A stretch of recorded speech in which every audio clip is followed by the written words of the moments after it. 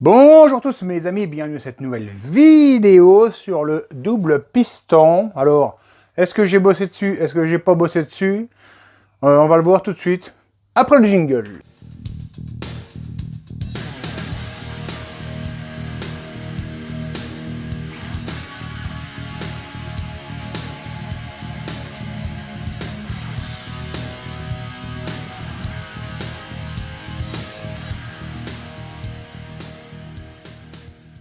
Pour commencer la vidéo, je vais répondre à un bon nombre de questions qui sont arrivées hier. Il y en avait quand même bon nombre de très intéressantes. Et déjà, tant que j'y pense, je vais répondre en fait à un commentaire qui m'est arrivé. Ça, c'était par email. Hein, c'était un mec qui m'a sorti un grand truc où on parlait d'énergie, enfin, où il me parlait d'énergie cinétique, etc. Bon, bref. Là où il voulait en venir, c'est qu'il trouvait aberrant pour lui, admettons, que j'ai deux rotors d'allumage, alors qu'on pourrait mettre très bien deux capteurs, hein, avec juste une petite tôle qui passe devant pour faire allumer. Alors effectivement, c'est une possibilité. Simplement, si tu veux, à mon niveau, j'ai pas le temps de bosser là-dessus. J'ai déjà assez à faire à essayer de faire marcher le machin complètement avec ce que j'ai. C'est déjà assez compliqué. Ça fait 4 ans que je suis sur le projet, j'arrive pas à le faire parce que j'avais énormément de retard. Là, tu vois, j'ai pris du temps pour essayer de le faire fonctionner. Il fonctionne. Alors après, c'est sûr que dans mon cas, si je mets deux capteurs, une petite tôle, je vais gagner le poids des deux rotors. Simplement, à côté de ça, je vais perdre de la puissance, c'est indéniable et c'est certain, puisqu'on a besoin de poids sur notre vilebrequin pour le faire tourner. Alors, effectivement, les vilebrequins n'ont pas été dimensionnés assez gros, mais ça, c'est à cause de nos carters de série.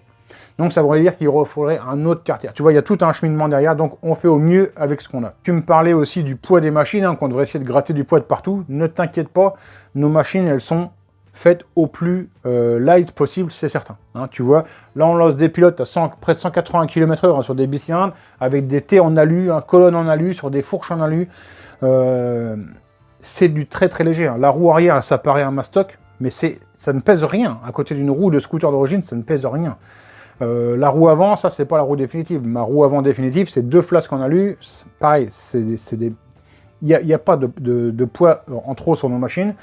Pour te dire, sur la mienne, ça je l'ai pas montré, je crois, en vidéo, parce que c'est un truc que j'avais fait comme ça un soir, et puis que c'était pas très beau mon usinage, mais savoir que toute ma transmission, elle a été allégée, hein, je l'ai repris autour, etc. Les flasques, je les ai vidées, et tout, pour gagner du poids, en fait, sur toute la machine, ça c'est clair. Hein. Tu vois ici mes pattes moteur, enfin tu le vois pas forcément, mais ici, elles sont évidées, bref. Le poids est cherché partout.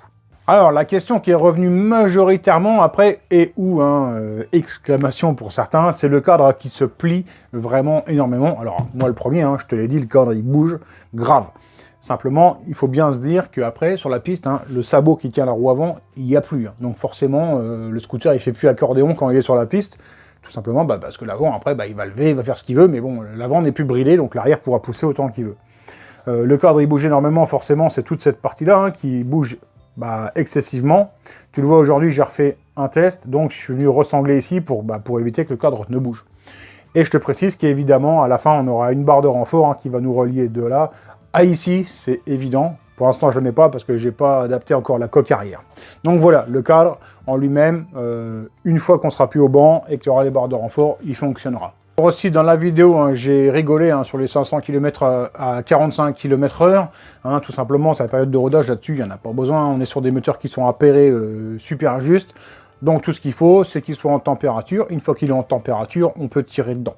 Alors évidemment, si tu en as un, si toi tu t'en sers pour faire de l'endurance, tu tapes pas dedans pendant 10 bornes. Hein, forcément, tu fais des petites accélérations. Mais je veux dire, le moteur, il est entre guillemets déjà rodé. Arrivé, on m'a dit de virer l'amortisseur pour mettre une barre rigide. Non, forcément, si j'ai mis ça, c'est que j'estime qu'il y a un mieux avec l'amortisseur. Et en plus, la chance que j'ai, c'est que cet amortisseur-là, il est très léger. Hein.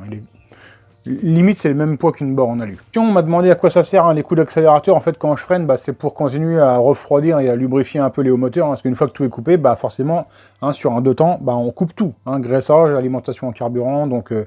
le machin il continue lui à avoir une rotation élevée, hein, tu vois bien, hein, à 16 000 tours il met du temps à freiner, donc ça sert avant tout à lubrifier les hauts moteurs. Et pourquoi je freinais là au frein sur le véhicule, hein, tout simplement parce que la membrane du frein que j'avais fait réparer, elle a explosé, hein, j'en avais eu 4, et les 4 elles ont pété assez vite, donc c'était vraiment pas assez résistant, donc j'avais vu avec la boutique pour en refaire, et dans l'immédiat, visiblement, c'est toujours pas fait, donc je me débrouille comme je peux.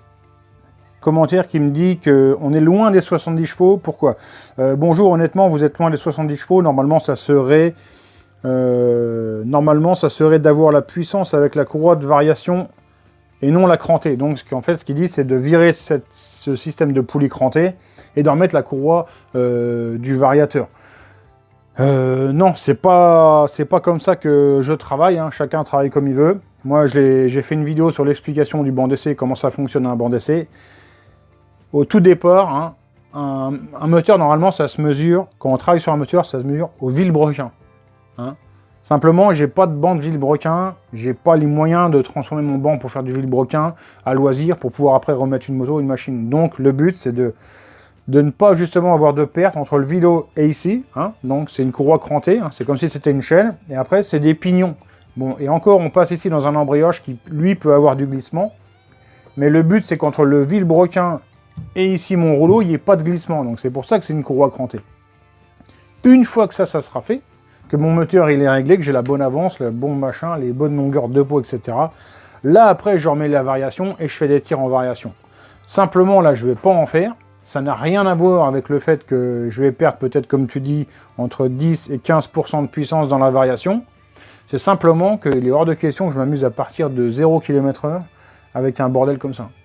Là, quand tu vois le truc, mes tirs, ils sont en gros de 100 à 160 km/h, donc on est déjà bien lancé. Quand tu vois le cadre, comment il mange, ah, c'est sûr que je ne vais pas m'amuser à bloquer la roue à l'avant et à partir de 0, avec un enroulement comme ça dans le correcteur, bah là, c'est sûr, hein, là, la roue, elle dégage dans le mur, hein, c'est évident. Mais donc voilà pourquoi je travaille comme ça, et c'est pas juste pour faire monter la puissance, pour se branler sur la puissance. Hein. Tu sais, je m'en fous, hein. Si je veux des chevaux, je vais chercher ma ZX10, on sort 180 chevaux, puis bon, bah, des chevaux, il y en a. On m'a dit pourquoi ne pas remplacer le cadre pour un cadre et ou de dragster, et ou un cadre fait maison avec des tubes, etc.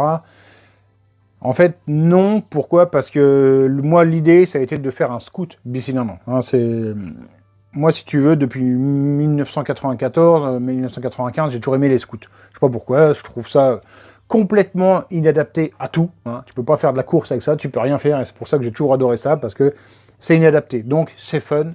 Donc, voilà pourquoi, moi, le bicylindre, pour moi, un dragster, c'est bien, attention, hein, c'est très performant, c'est très beau, tout ça.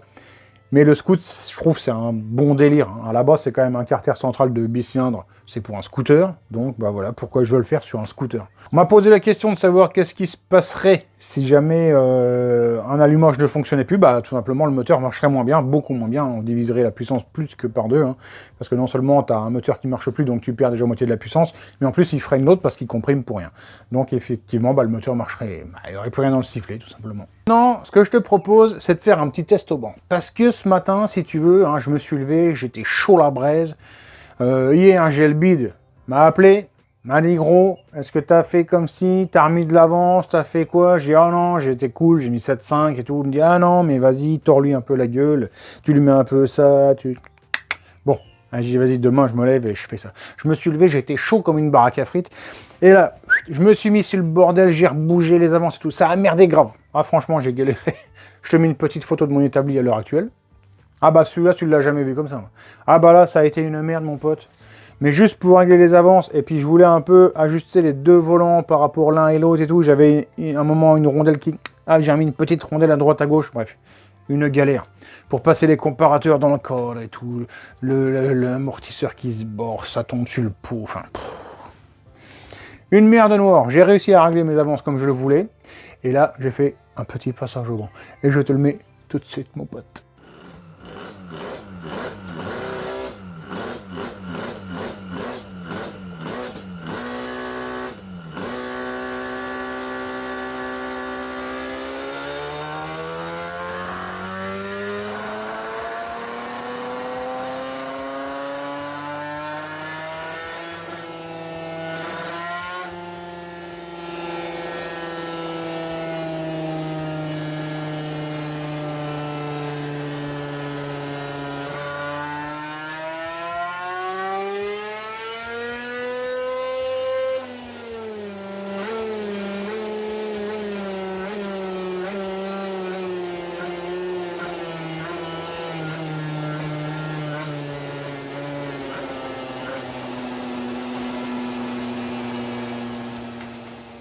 Là, la puissance, elle est à combien maintenant? Et ben on les a claqués les 70, hein, à l'aise. Allez, je te montre. Alors, ça c'est hier, 65,1. Et là, c'est l'avance modifiée. T'es prêt, Toto? 3, 2, 1. Boum! Allez! Rad. Alors là, de 11 000 à 16 000, on est au-dessus. Hein. Et là, on claque 70 chevaux,7. Bon, bah là, j'aime autant de dire que bah, ça souffle. Et j'ai eu aussi une question assez intéressante. Est-ce qu'on pourrait comparer ce moteur-là à un mono, hein, en termes de courbe? Eh bien, on peut le faire parce que dans le banc, normalement, je dois avoir la courbe de Félix. Hein. Donc, Félix, c'est quoi? C'est le même moteur que ça, mais en mono. Donc, je vais voir si je la retrouve. Et on va à l'écran. Pour la fameuse question, hein, tu le vois, du monocylindre. Donc là, on est sur le monocylindre de Félix. Alors, tu le vois, on a 34 chevaux 5. Alors, je ne sais pas si c'est là exactement vraiment la meilleure courbe, mais il me semble que oui. Hein, 34 chevaux 5, tu le vois, assez rond. Et donc, maintenant, je te mets la courbe du bicylindre. Boum. Bon, bah, tu vois, ça fait ça. Donc, bon, effectivement, bah, c'est évidemment pas comparable, mais bon, là, on se rend...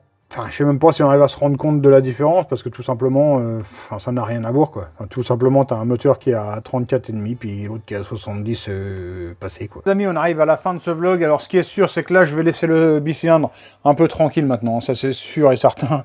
Je ne rebosse pas dessus, hein. Bon, c'est bon, il y en a largement. On a les 70 chevaux. Bah, qui était plus ou moins promis, hein, donc chose promise, chose due. Maintenant, on va rattaquer les moteurs un peu plus. Là, client, un moteur de Jorian, moteur 90 fast, etc. On va retourner sur des travaux un peu plus traditionnels. Nous sommes aujourd'hui jeudi, donc là, je sais même pas si j'ai envie de ranger mon atelier. Je te cache pas que j'ai envie de souffler. Là, ma nana, elle est partie faire des crêpes. Je crois que j'allais me foutre des crêpes plein le cornet. Et puis pour aujourd'hui, je pense que ça sera bon. Demain, je vais ranger un peu mon bourzin, tout l'atelier, etc. Demain, je pense pas qu'il y ait de vlog, à moins qu'on se fasse un petit live ou que je trouve un truc à faire. Je sais que j'ai un raccord à faire en alu, je sais pas, peut-être juste ça. Bah, je sais pas. Allez, dites-moi dans les commentaires ce que vous avez pensé de tout ça. Hein. C'est cool, on a quand même 70. Je vous remercie tous de m'avoir suivi. Je vous souhaite de passer une bonne soirée. On se retrouve bientôt pour une prochaine vidéo. Ciao, bye!